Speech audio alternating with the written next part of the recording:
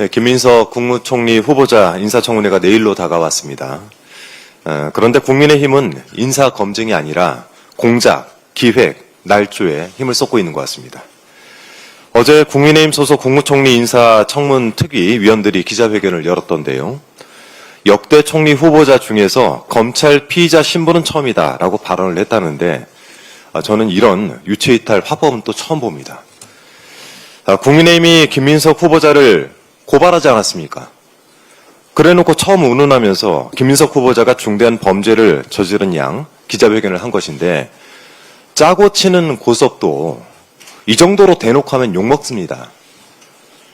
판이 돌아가는 꼴을 보니 기획이 아닌가 의심스럽습니다. 국민의힘 소속 서울시 의원이 김민석 후보자를 검찰에 고발하고 고발 하루 만에 검찰이 사건을 배당했습니다. 국민의힘 인청특위 위원들이 기자회견을 열어서 피의자 총리 프레임을 씌웠고요. 바로 그 피의자라는 단어, 이 부분에 좀 집중을 해볼 필요가 있습니다. 이 단어 선택이야말로 기획의 증거가 아닌가 싶습니다. 이제 막 검찰 내부적으로 사건이 배당됐고 고발인 조사조차 이루어지지 않았는데 무슨 근거로 혐의를 씌워서 벌써부터 피의자라고 부르는 것입니까? 김민석 후보자를 피의자로 만들겠다라는 모종의 확약이 국민의힘과 검찰 간에 있었던 것은 아닌지 의심이 들어올 정도입니다. 좀 들여다봐야 되겠습니다.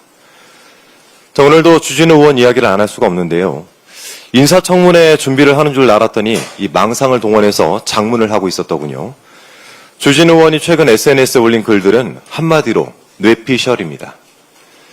어제는 페이스북에 김민석 후보자가 총리 되면 생기는 일이라는 제목으로 7가지 항목을 기재해서 올려놨던데 그 내용이라는 것이 너무 유치하고 허황돼서 구체적으로 거론하진 않겠습니다. 다만 사입이 무속 정권을 세운 정당의 의원답게 이제 예언까지 하시던데 기특합니다.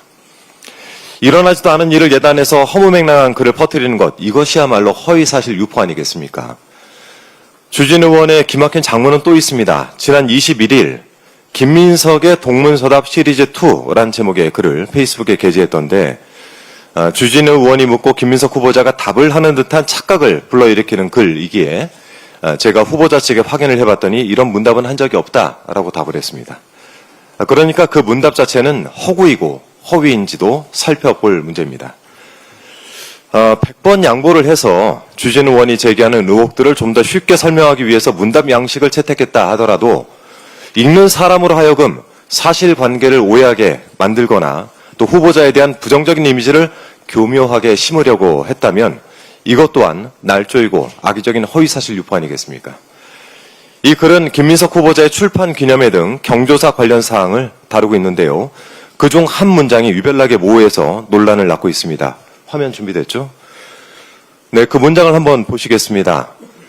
결혼식 12월 12일, 빙부상 11월 2일, 출판 기념회 11월 29일인데 수억 대 현금을 한두 달 사이에 다 썼다라고 하는 질문을 쓴 것인데 이 부분을 두고 이해식 의원이 5년에 걸쳐 있었던 경조사를 불과 2개월 내에 있었던 것처럼 조작질을 했다라고 지적을 했더니 주진우 의원이 되받아서 재산 등록 기준일인 12월 31일 이전에 현금을 다 썼다라는 점을 지적한 것이다.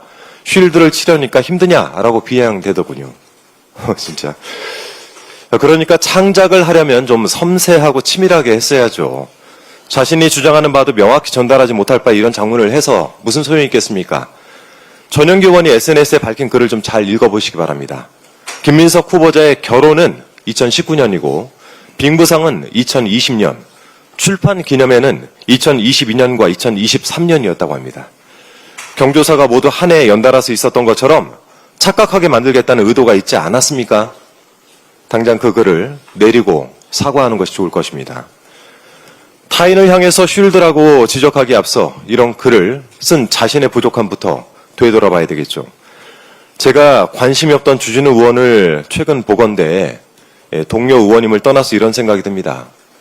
어디서 이런 못된 것들만 보고 배웠을까?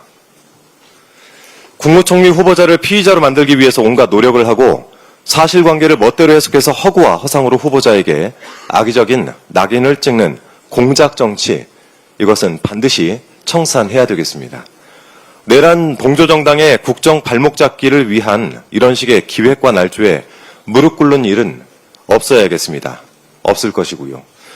더불어민당은 국민 주권 정부가 조속히 구성돼 산적한 개혁 과제를 힘있게 추진해 나갈 수 있도록 최선을 다해서 돕겠습니다. 이상입니다.